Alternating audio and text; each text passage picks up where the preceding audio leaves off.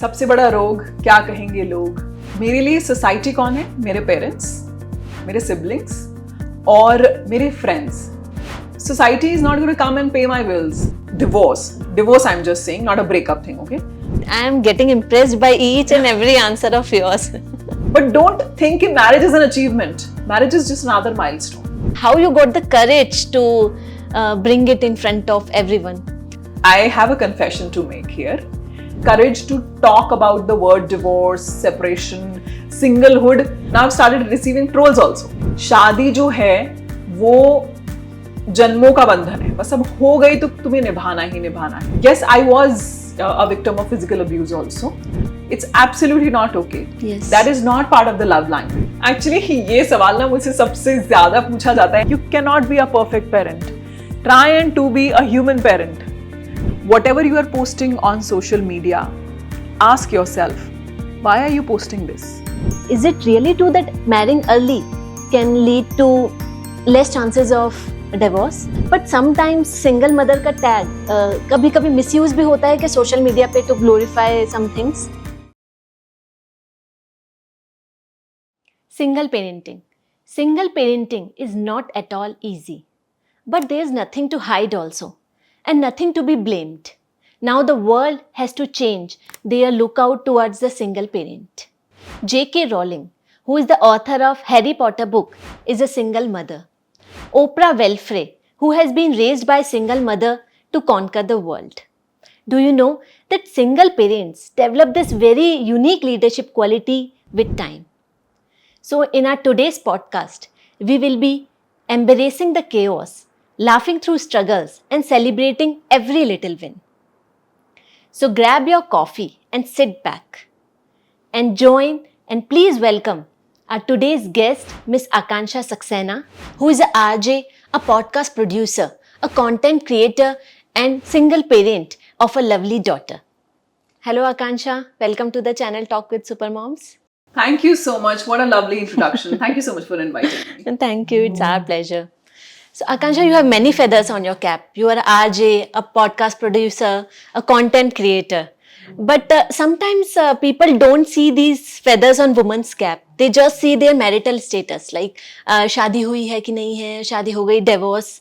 And they like when they see this marital status and they stuck to it. So when you decided for the separation in your relationship, like how society treated you? Swati, जैसे अभी आपने मेरा introduction दिया तो आपने बोला miss आकांक्षा Saxena, okay? तो हमारी सोसाइटी में ना आदमियों के लिए जनरली मिस्टर ही यूज करते हैं, ओके? बट औरतों के लिए मिस, फिर मिसेज, MISS, ओके? सो हम हमेशा ना औरतों की हैप्पीनेस को, we always associate women's happiness with their relationship status. That is society. Well, however in my case that was not the thing. मेरे केस में मेरे लिए सोसाइटी कौन है? मेरे पेरेंट्स, मेरे सिबलिंग्स और मेरे friends. So I was very clear कि यही लोग मेरी सोसाइटी हैं, क्योंकि society is not going to come and pay my bills. Society is not going to come to pay my daughter's fees. Tomorrow if I have to put food in my daughter's plate, I will be doing that. तो मेरे लिए society matter नहीं करती है. और देखिए, बहुत ही simple सी कहावत है कि सबसे बड़ा रोग क्या कहेंगे लोग. तो लोग अगर आपके बिल्स पे नहीं कर रहे हैं ना, तो फिर लोगों के बारे में मत सोचिए. सबसे पहले अपने बारे में सोचिए. हालांकि अपने बारे में सोचने के लिए मुझे बहुत लंबा वक्त लगा. It took me really long time. But once you are there and with the support of my parents and my siblings and also my extended family, मैंने अपने अराउंड ऐसे ही लोग गैदर किए जो हमेशा इस बात को समझ सकते हैं कि my happiness is much more important than my relationship status. Great. जैसे आपने बोला कि आपको टाइम लगा, तो how much time generally people take to heal in these cases, and आप पूरी तरह हील हो गए हैं? If yes, then how much time it took for you? अब देखो, क्या है ना कि किसी को चोट लगती है, ठीक है, तो किसी किसी का पेन का थ्रेशोल्ड बहुत ज्यादा होता है. वो ऐसे कहते हैं अरे कुछ नहीं हुआ, कुछ नहीं हुआ, ठीक है. किसी को हल्का सा कट भी लग जाता है तो उनको 3 दिन तक दर्द होता है, ठीक है. तो ये हर इंसान की अपनी खुद की थ्रेशोल्ड पे, अपनी विल पावर पे डिपेंड करता है. Yes. अगर मैं मेरी बात करूं, I think I'm a very emotional person, I'm a very sensitive person and I take pride in it. Because after all, भगवान ने हमें इमोशंस दिए हैं, ठीक है, तो फील करना बहुत ज़रूरी है. रही बात हीलिंग की, तो हीलिंग को आप एक टाइमलाइन में नहीं रख सकते हो.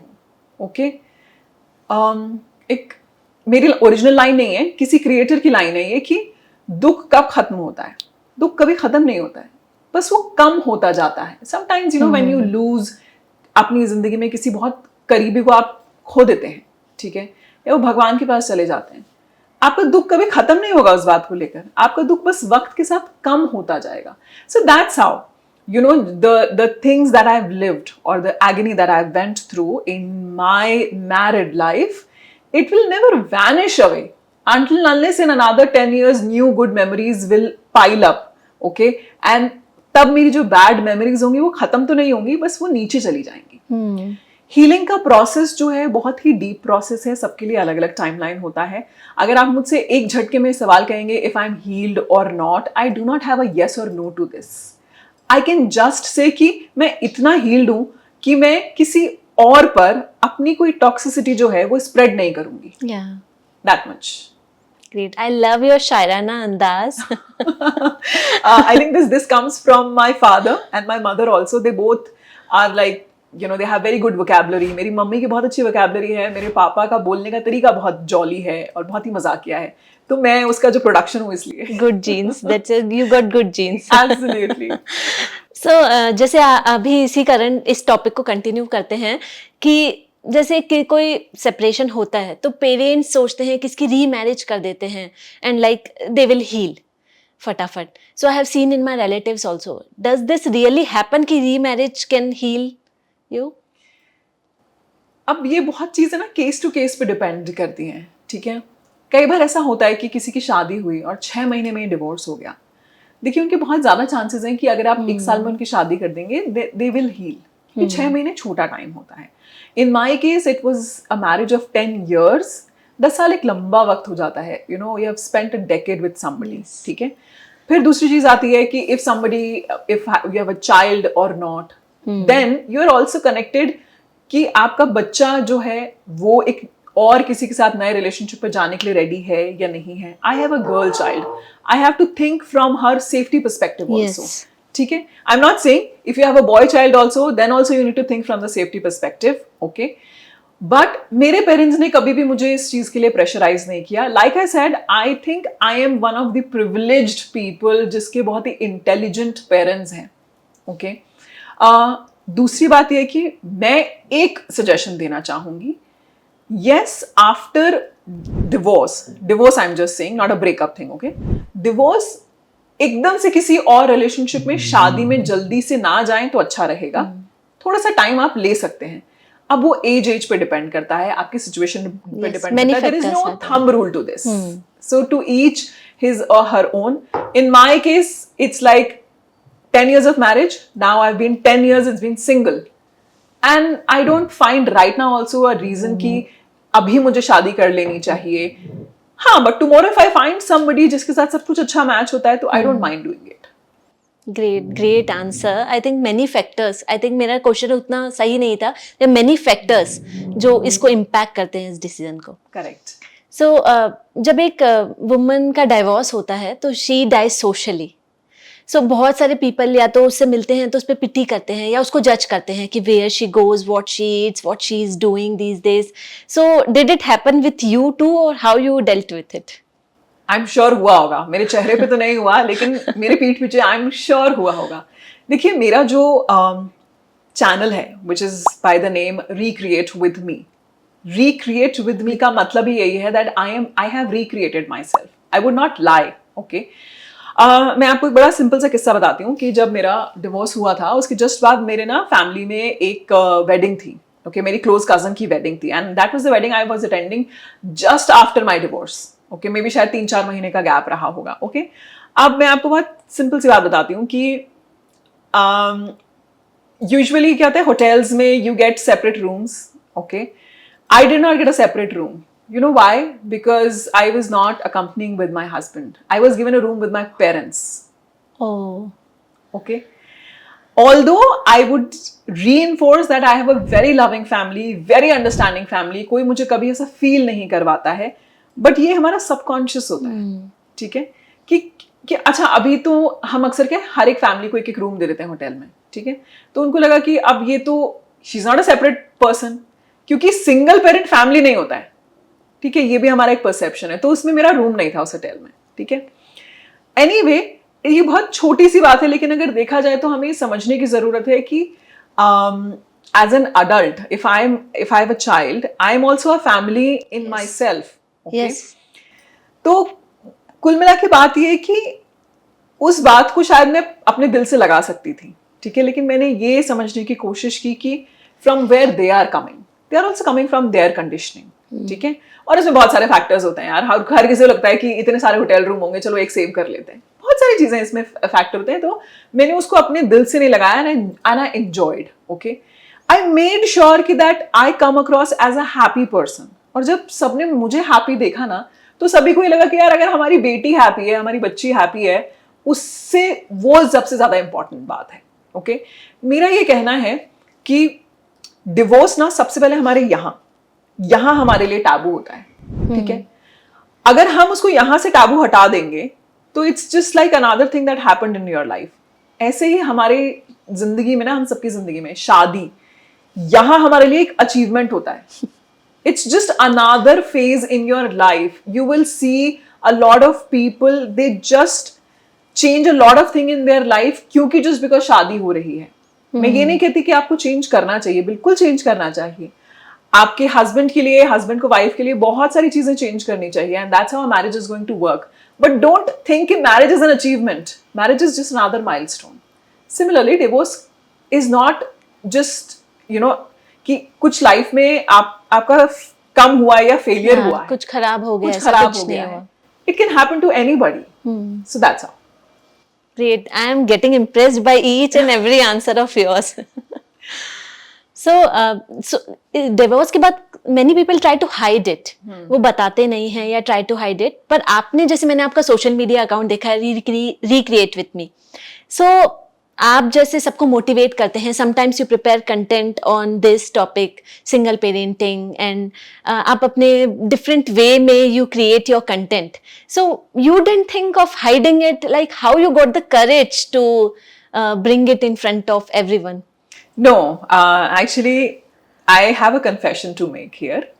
ऐसा नहीं था कि डिवोर्स सोशल मीडिया पे स्पेशली मुझे बताने में जो है, मैं शुरू से बहुत करेजियस थी या बोल्ड थी, नहीं. हाँ, इन पर्सन अगर कोई मुझे मिलता तो मैं उनको आसानी से बता देती हूँ that I am a single divorced mother. झूठ नहीं बोलते. हाँ, you don't try to hide it. I don't try to hide. But social media is something where you don't know how many people are watching you.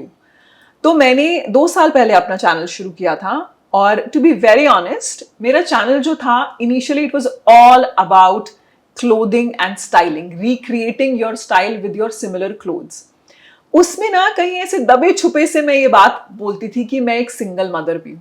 बड़े ही, जैसे आपने कहा ना, शायराना अंदाज है, बस ये मेरा प्लस पॉइंट था कि मैं उसको ऐसे शायराना अंदाज में बोलती थी कि एक होता है कि आप किसी को फेंक के मारे, और एक होता है कि आप किसी को चाशनी में डुबो के मारे, ठीक है? तो बस मैं उसको चाशनी में डुबो के बोलती थी, लेकिन लोगों को समझ में आ जाता था, आने लग गया था कि ये डिवोर्स्ड है, ये सिंगल मदर है, ठीक है?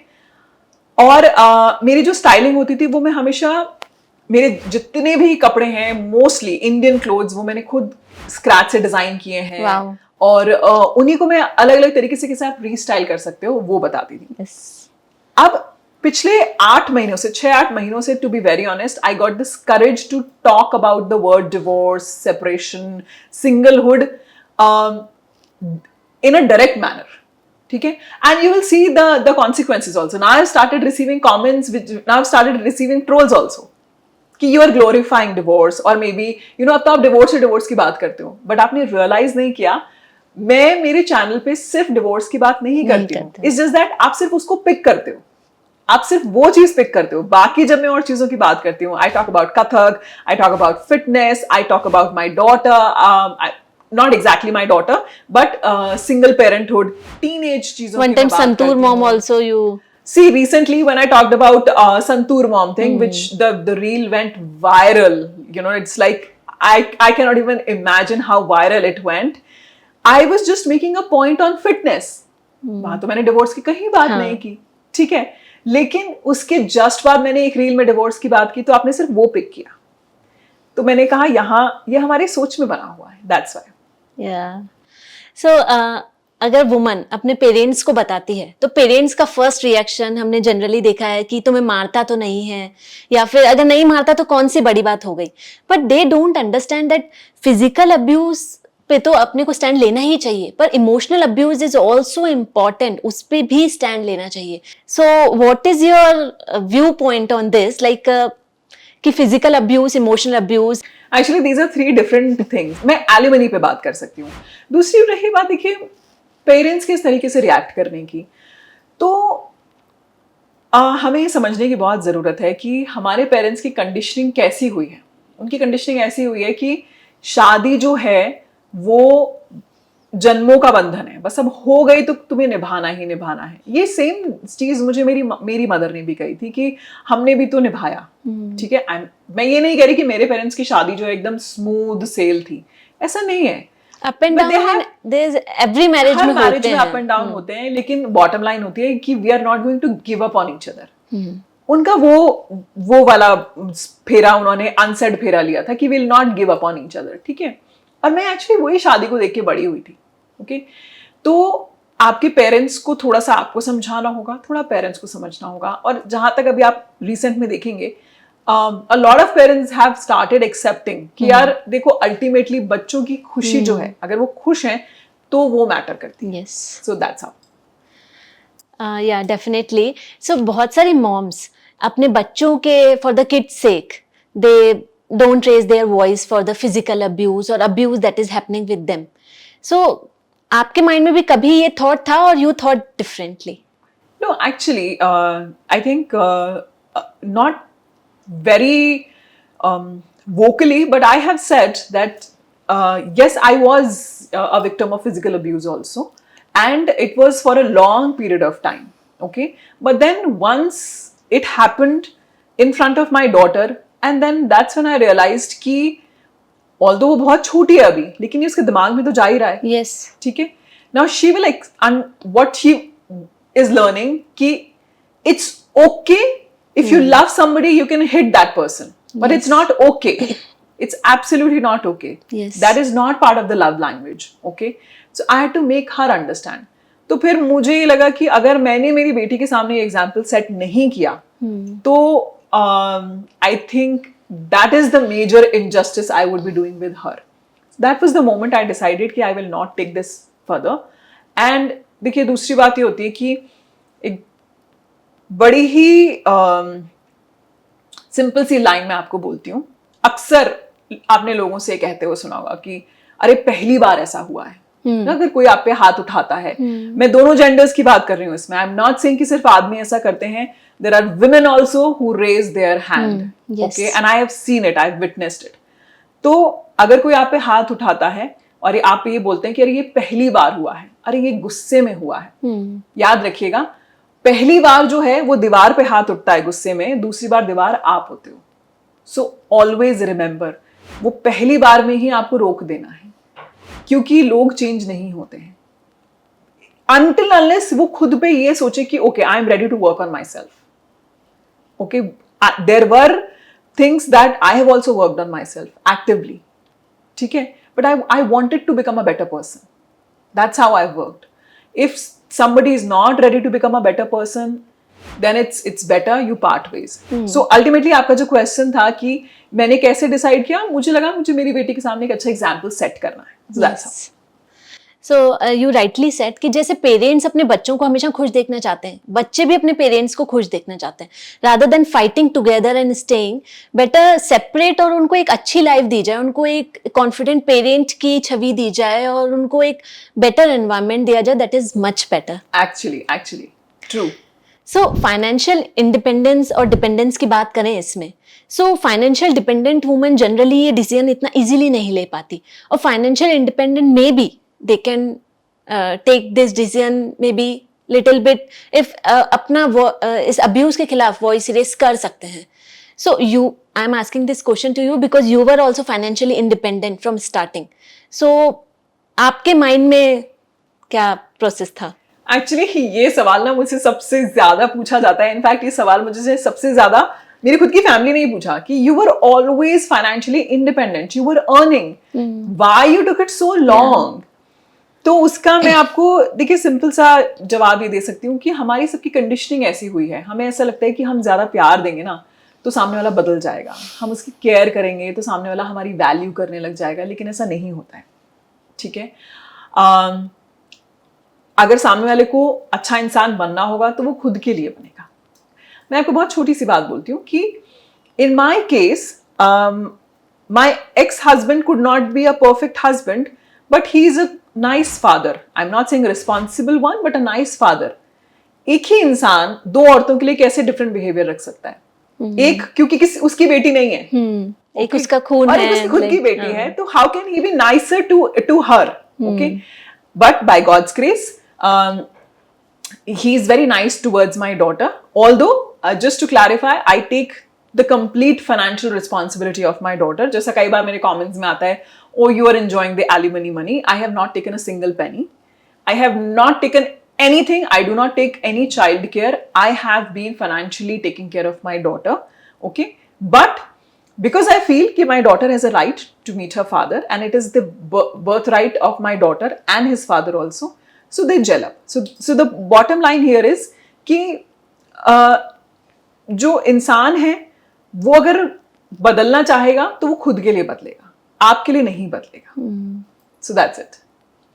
So जैसे आपने बोला कि इसमें किड्स की अगर बात करें तो किड्स सबसे ज्यादा इम्पैक्ट होते हैं सेपरेशन में. तो आपने अपने बच्चे को कैसे समझाया कि this separation was required? So how she understood? और हमारे वुमेन व्यूअर्स को भी बताइए कि वो अगर अपने बच्चों से इसमें टॉपिक के बारे में बात करना चाहते हो तो वो कैसे करें? तो स्वाति, बच्चे जो होते हैं दे आर वेरी रिजिलियंट. आप उनको जिस मोल्ड में ढालेंगे वो उस मोल्ड में ढल जाएंगे. ठीक है, बच्चे बड़ी जल्दी पिकअप कर लेते हैं. ओके, सो मुझे इससे ज़्यादा कुछ करने की ज़रूरत नहीं पड़ी. पहले मैंने बहुत सिंपल सी बात में मेरी डॉटर को बोला कि मुझे ऐसा लगता है कि मुझे और डैडी को अलग अलग रहना चाहिए और ये हमारी हैप्पीनेस के लिए ज़्यादा अच्छा होगा. Coincidentally, मेरे सिनेरियो में ये हुआ था that after my separation, within like 6 months, I shifted to Delhi. I got a job there and I started working in a TV channel. और उसके बाद मैंने बस यही कोशिश की कि मैं मेरी डॉटर के साथ हमेशा ट्रांसपेरेंट रहूं और मैं उसको हमेशा ये चीज़ का एहसास कराऊं कि अगर कोई तुम्हें सिर्फ इस बात के लिए पुट डाउन करता है that you come from a single parent family, then first come and talk to me.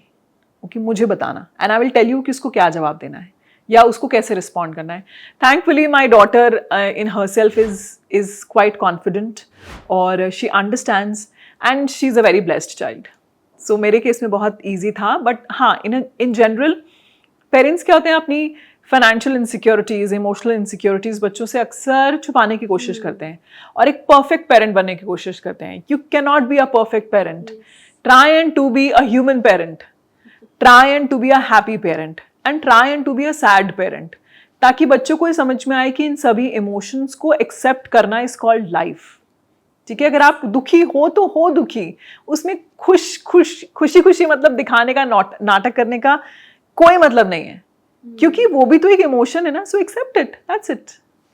As a parent, I am also learning this. Like we should show all the emotions to our kids. Exactly. Not always like we are always happy. हमारे life में कुछ problem भी नहीं है. Exactly. So अगर जैसे कई बार बोलते हैं कि किसी बच्चे की जल्दी शादी कर दो तो जल्दी एडजस्ट हो जाएंगे, जल्दी शादी कर देंगे. तो is it really true that marrying early can lead to less chances of divorce?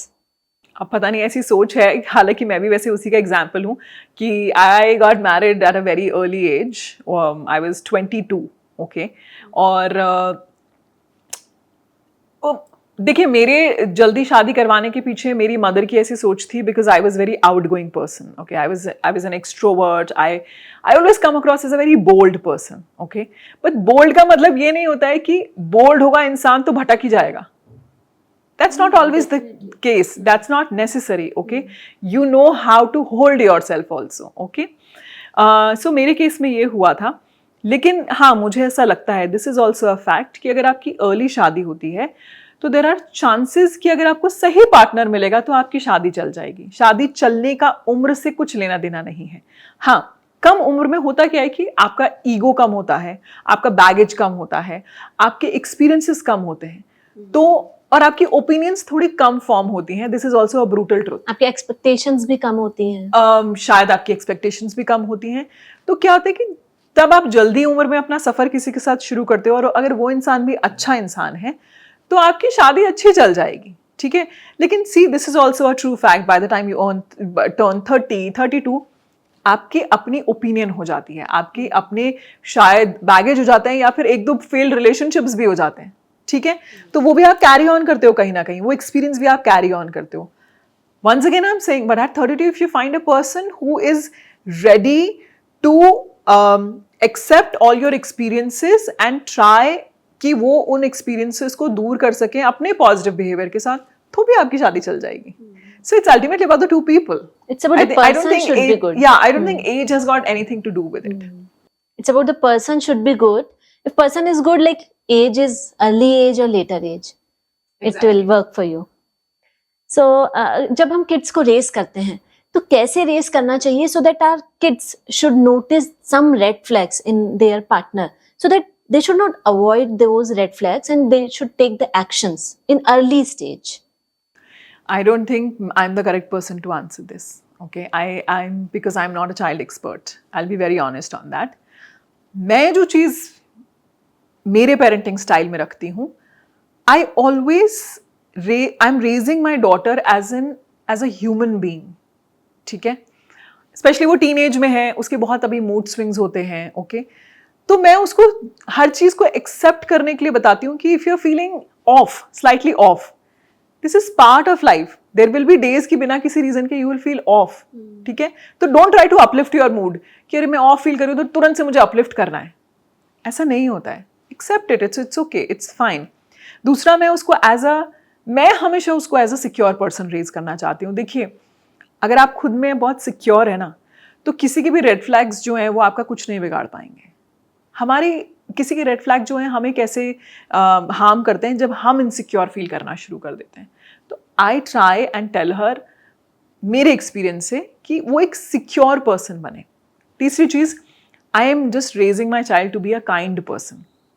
ठीक है, बाकी सब चीज़ें तो फिर ज़िंदगी में कहीं ना कहीं सेटल हो ही जाएंगी. कभी ना कभी फेलियर होगी, कभी ना कभी सक्सेस होगी, कभी पैसे थोड़े ज़्यादा भी होंगे, कभी पैसे थोड़े कम भी होंगे. But if you are kind towards others and most importantly towards your self, कि आज मैं फेल हो गई तो क्या हुआ, मैं कल सक्सेसफुल हो जाऊंगी. Once you get this notion, life शायद थोड़ी आपकी ईजी हो जाएगी. और रही बात, आप अपने बच्चों की किस्मत तो नहीं लिख सकते हैं, आप अपने बच्चों की गलतियां रिमूव नहीं कर सकते, वो अपनी एक्सपीरियंस से सीखेंगे. So I just let her be, कि I advise her, if she takes my advice then it's fine, then I tell her okay fine, then you will learn from your mistake, congratulations, stay like that. Definitely हर कोई अपनी mistake से सीखता है अपनी life में. सबके life experiences different होते हैं. तो एंड में मैं क्वेश्चन पूछना चाहूंगी कि I am not asking you because you are single mother, but sometimes single mother का टैग कभी कभी मिसयूज भी होता है कि सोशल मीडिया पे to glorify some things. Okay,